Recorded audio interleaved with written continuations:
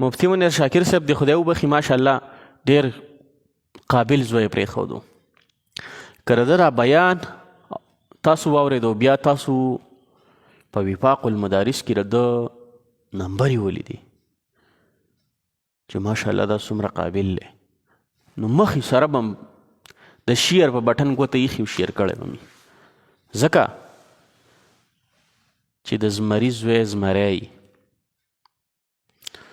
نو هغه زمری و دا یم زمری پرېښودو. نو اوس د ده زمري دا بیان چې تاسو واورئ، نو درخواست دا ده چې مخکې شیر کوئ چې خلکو ته ورسیږي، خلک یې واوري، او دا ماشاءالله دا وفاق المدارس ته نمبر یې وګوري چې دا څومره یو قابل انسان دی.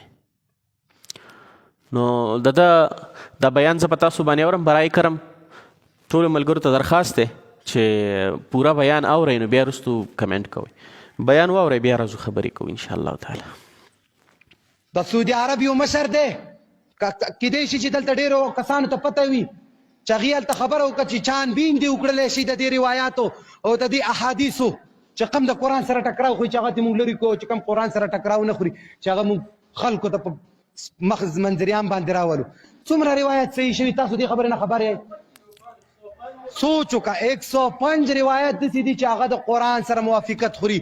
او زما مولا، زما مفتي، زما شیخ الحدیث محترم، زه دا ورته نه یم دا سوچونه عقیدې نظریې غلطې جوړې شوي ځکه یې کوي. والله چې صرف د دې وجې نه کوي دا خلک چې دې ته دا خبره سمه ښکاري، دې نظریې سوچونه غلط جوړ شوي دي. 105 روایت صرف هغه د قرآن سره موافق راغلي. ته سوچ وکړه دې خبرې 5 روایت 105 یاره موږ هم ورته دغه ورته موږ هم په سر کړو دا کیپ.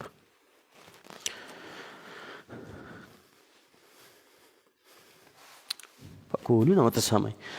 105 روایات دا وایي صحیح دي، او دا نور وایي الله دې معافي وکړي وایي صحیح نه دي. نو ماشاءالله زه تاسو باندې لږ دغه ګورم، د ریزلټ د باندې ګورم. دې ته ګورئ، دې ته وایي راسب. راسب څه ته وایي؟ چې دې ټوله مدرسه ټاپ کړي په پیل کسانو کې، په پیل کسانو کې چې ټوله مدرسه ټاپ کړي هغه د ریزلټ دی. دا ښکاره دغه نمبر دی، رول نمبر دی. که څوک وایي چې یاره دا جوړ شوی دی یا څه دی، دغه رول نمبر دی، سرچ یې کوئ، ویې ګورئ. دا هر چا په موبایل کې نیټ دی، چیک یې کوئ. لکه داسې سړی به زما په شیخ الحدیث باندې ګوته چوتئ، لکه داسې سړی به زما د مدرسې په مدرس باندې ګوته چوتئ، لکه داسې سړی به په یو عظیمه اداره باندې ګوته چوتئ چې نه د حدیث نه خبر، نه د فقې نه خبر، نه یې څه کردار شته دی.